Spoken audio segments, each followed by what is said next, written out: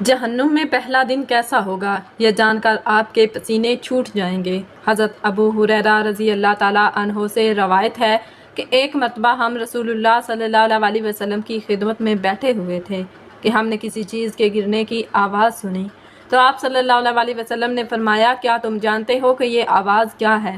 ہم نے عرض کی کہ اللہ اور اس کے رسول ہی خوب جانتے ہیں۔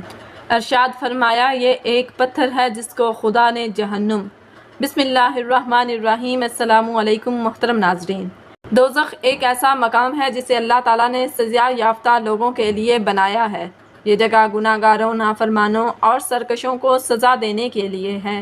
اب یہاں بہت سے لوگوں کے ذہن میں یہ سوال پیدا ہوئے ہیں کہ جہنم کا دن پہلا کیسا ہوگا، اور سب سے پہلے دوزخ میں کسے ڈالا جائے گا، اور جہنم میں قیام کی مدت کیا ہوگی۔ ان سب سوالات پر آج تفصیل سے بات کریں گے، اور ویڈیو میں آپ کو احادیث کے مطابق یہ بھی بتائیں گے کہ دوزخ جب مجرموں کو دیکھے گی تو اس کا کیا حال کرے گی۔ اور ہاں، ویڈیو میں آپ یہ بھی جانیں گے کہ وہ کون سے ایسے لوگ ہوں گے جو ایمان لانے کے باوجود بھی جہنم میں جائیں گے۔ ناظرین، جہنم کی زندگی سے متعلق ہر انسان کا جاننا ضروری ہے تاکہ وہ اپنی دنیا اور آخرت کی زندگی کو بہتر بنا سکے۔ قرآن کریم میں یہ بات روز روشن کی طرح عیاں ہے کہ ہر جاندار کو موت کا مزہ چکھنا ہے، اور قیامت کے دن ہر انسان کو اجر پورے دیے جائیں گے، اور جس انسان کو آگ سے بچا لیا گیا اور جنت میں داخل کر دیا گیا تو وہ کامیاب ہو گیا، اور دنیا کی زندگی تو صرف دھوکہ کا سماں ہے۔ بلکہ ناظرین، جہنم میں پہلا دن کیسا ہوگا، اس حوالے سے ایک فرضی کہانی آپ کے ساتھ شیئر کر رہے ہیں تاکہ آپ آج کے موضوع کو بہتر طریقے سے سمجھ سکیں۔ تو ناظرین، یہ کہانی یوں بیان کی جاتی ہے کہ حارث بے ہوشی کی حالت سے بیدار ہوا تو اسے کچھ سمجھ نہیں آ رہی تھی کہ وہ کہاں ہے اور اس کو کیا ہوا ہے۔ کچھ دیر اپنے آپ کو سنبھالنے کے بعد اس نے ادھر ادھر نظر دوڑائی تو اسے ہر شخص خود میں مصروف نظر آیا۔ اس نے بڑی عمر کے ایک شخص کو روکا اور حارث نے گھبراتے ہوئے پوچھا کہ بابا جی، یہ کون سی جگہ ہے؟ تو بابا جی بولے، ابھی نئے آئے ہو، تم کیا مطلب؟ حارث بولا، کون آیا؟ اور کس نے گھبراتے ہوئے جواب دیا۔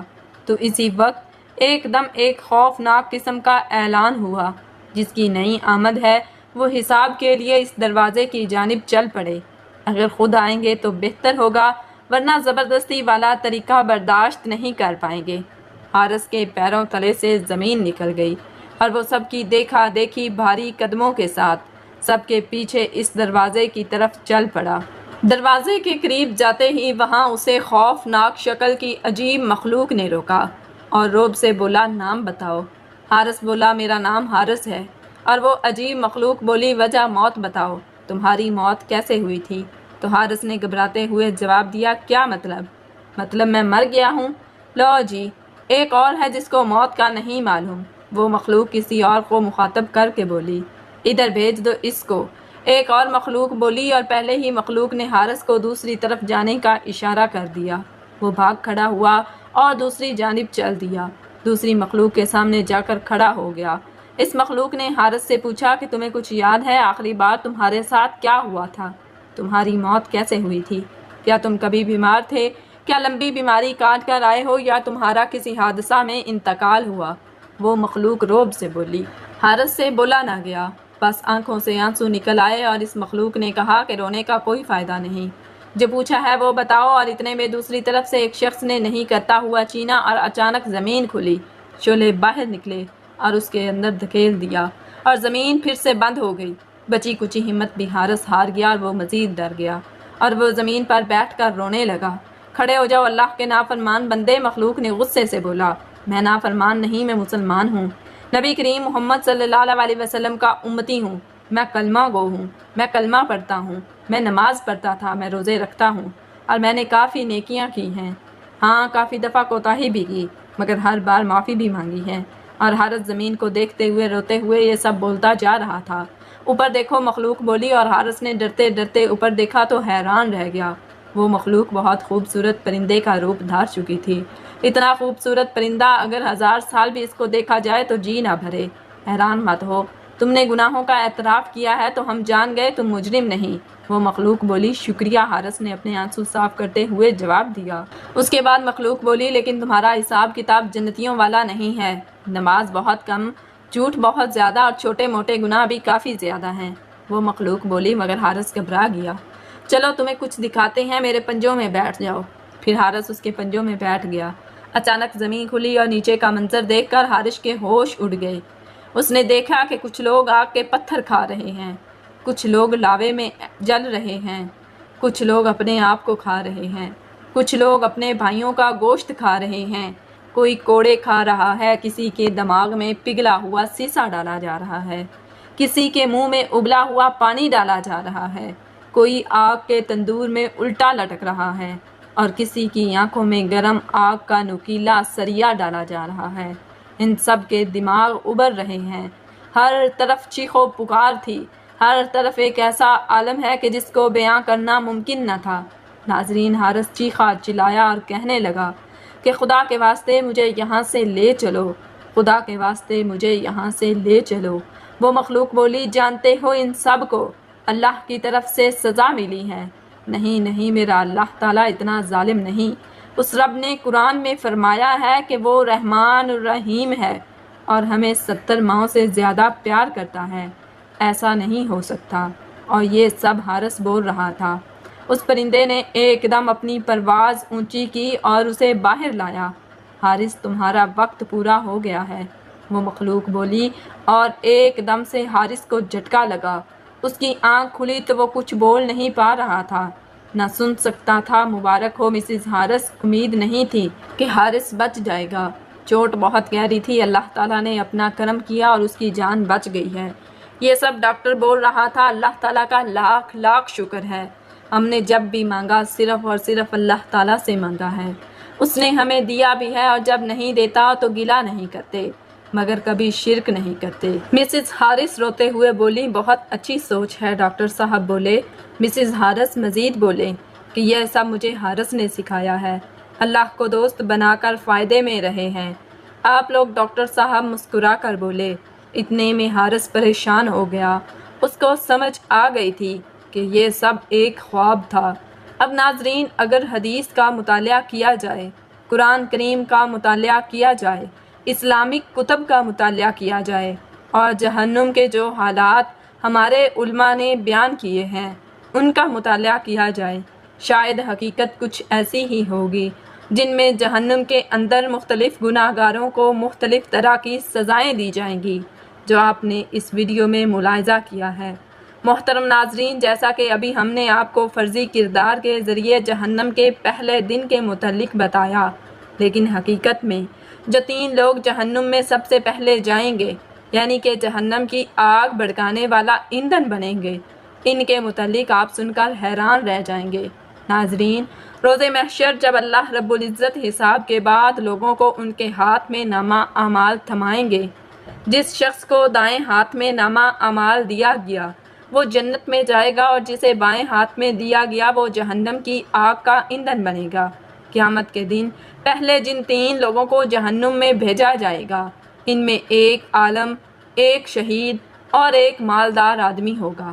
حضرت ابو ہریرہ رضی اللہ تعالیٰ عنہ سے ایک حدیث روایت ہے جس کا مفہوم ہے کہ رسول اللہ صلی اللہ علیہ وسلم نے فرمایا کہ اللہ تعالیٰ سب سے پہلے اس آدمی کو بلائیں گے جس نے قرآن سیکھا، اور اس آدمی کو جو بظاہر اللہ کی راہ میں قتل یعنی شہید کیا گیا، اور ایک بہت مالدار آدمی کو۔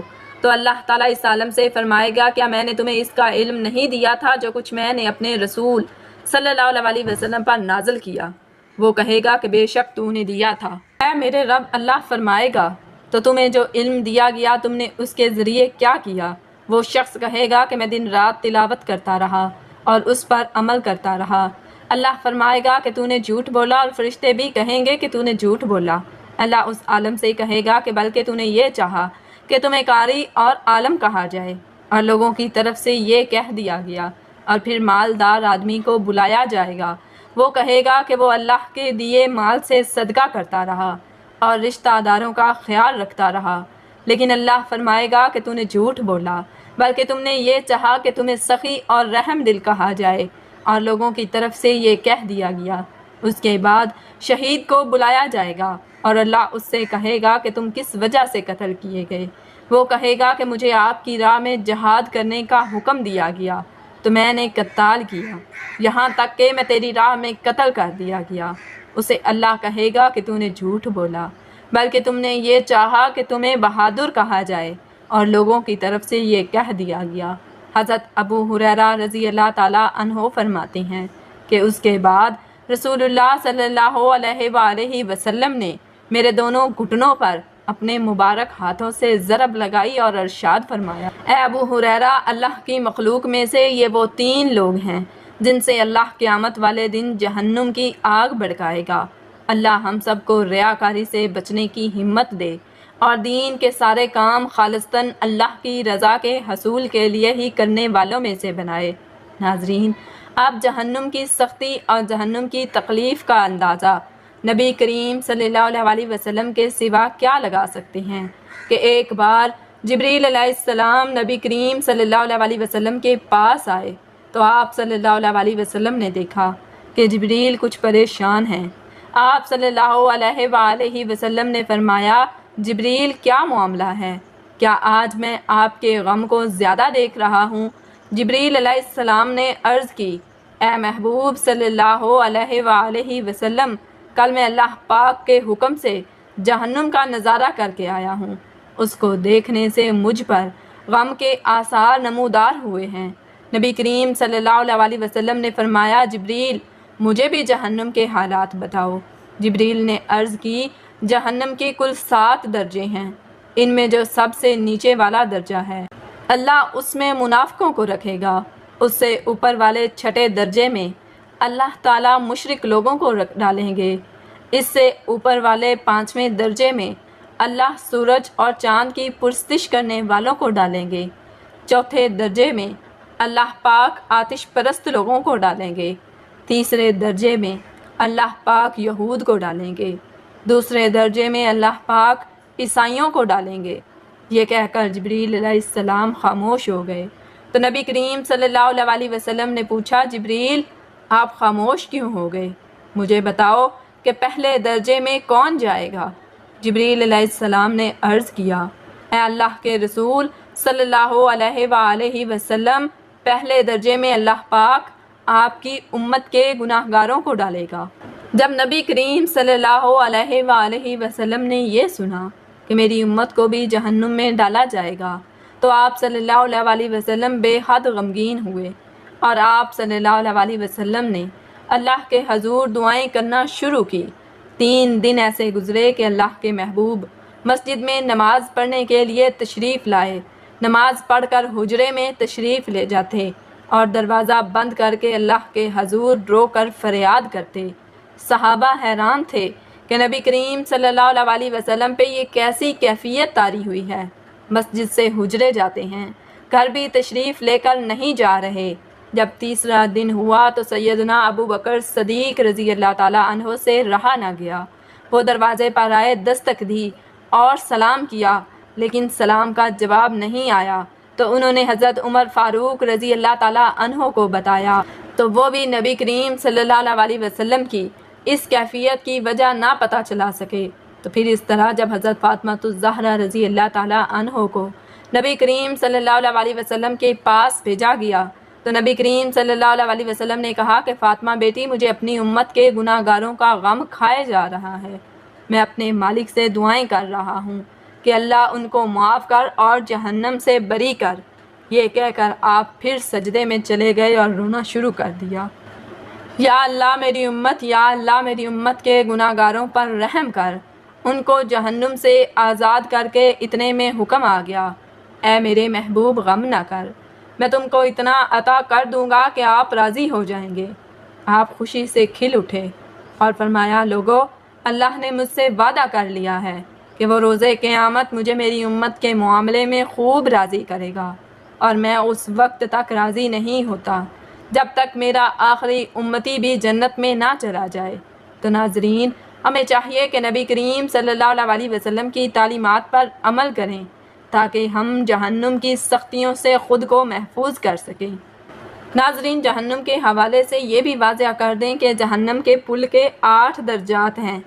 اول درجہ میں بندہ سے ایمان اعلیٰ اللہ کے متعلق سوال کیا جائے گا، ایماندار ہوا تو باغات پا جائے گا، ورنہ دوزخ میں گر جائے گا۔ دوسرے درجہ میں وضو اور نماز کے متعلق پوچھا جائے گا۔ اگر بندہ نے کوئی کوتاہی کی ہوگی تو آگ میں گر پڑے گا۔ اگر وضو اور رکوع و سجود کی تکمیل کی ہوگی تو نجات پا جائے گا۔ تیسرے درجہ میں زکوٰۃ کی بات کا سوال کیا جائے گا۔ اگر ادا کی تو بچ جائے گا۔ چوتھے درجہ میں روزہ کے متعلق پوچھ ہوگی۔ اگر تکمیل پائی تو نجات مل جائے گی۔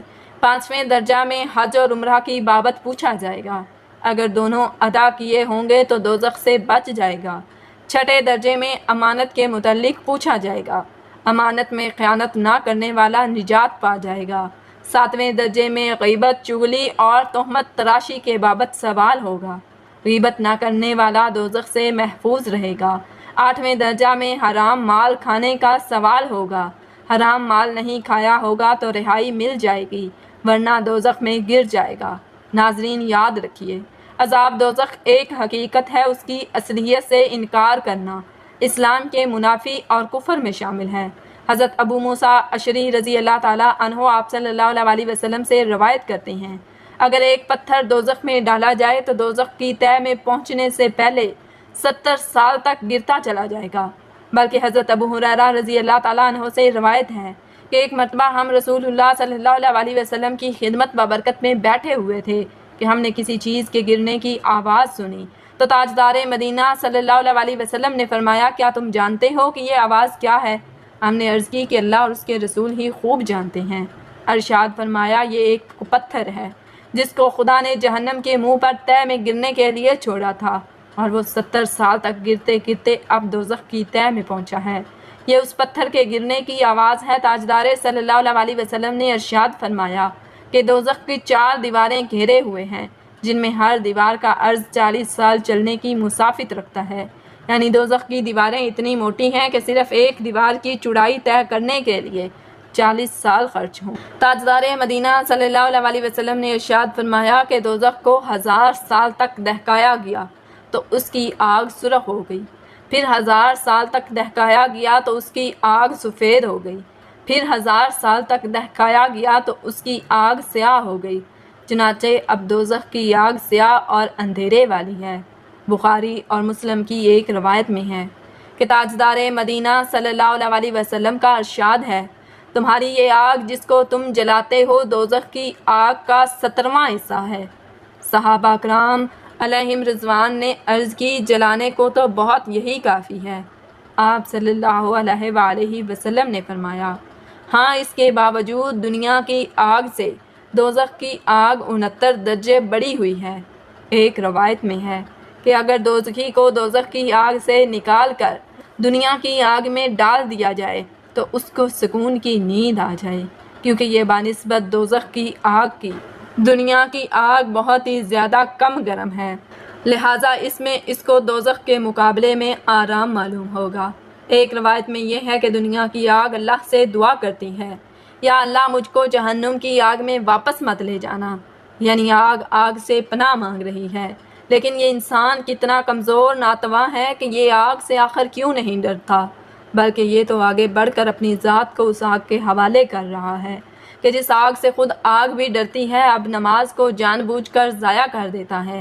اپنے آپ کو جہنم کی آگ کے حوالے کرنا کیا نہیں ہے؟ اس طرح جھوٹ بولنا، گالی بکنا، غیبت چغلی کرنا وغیرہ وغیرہ جتنے بھی گناہ ہیں، ہم سب کو معلوم ہے کہ ان گناہوں پر جہنم کا عذاب ہے، لیکن پھر بھی گناہ کو ارادتاً اور خوشی خوشی کرنا کس قدر حماقت اور نادانی ہے۔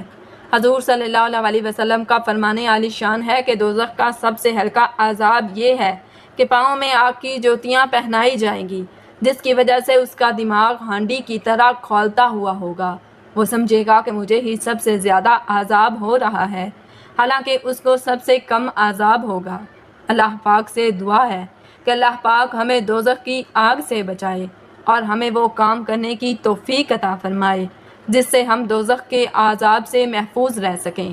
ہم مسلمان کتنے بے پرواہ ہو گئے ہیں کہ اس قدر سخت اور خوفناک عذابوں سے بھی نہیں ڈرتے اور گناہ پر جرأت کرتے ہیں۔ ہم اللہ تعالیٰ سے دعا کرتے ہیں کہ اللہ پاک ہم سب کو جہنم کی عذاب سے بچا لیجئے اور ہمیں بغیر حساب کتاب جنت میں داخل فرمائیے گا، اور جب تک ہم دنیا میں زندہ ہیں ہمیں اسلام پر زندہ رکھیے گا، اور جب ہمیں موت آئے تو اے اللہ ہمیں ایمان پر کامل موت نصیب فرمائیے گا، آمین۔ ناظرین کمنٹ باکس میں اللہ تعالیٰ کے 99 ناموں میں سے ایک نام ضرور ٹائپ کریں۔ جزاکم اللہ خیراً کثیرا۔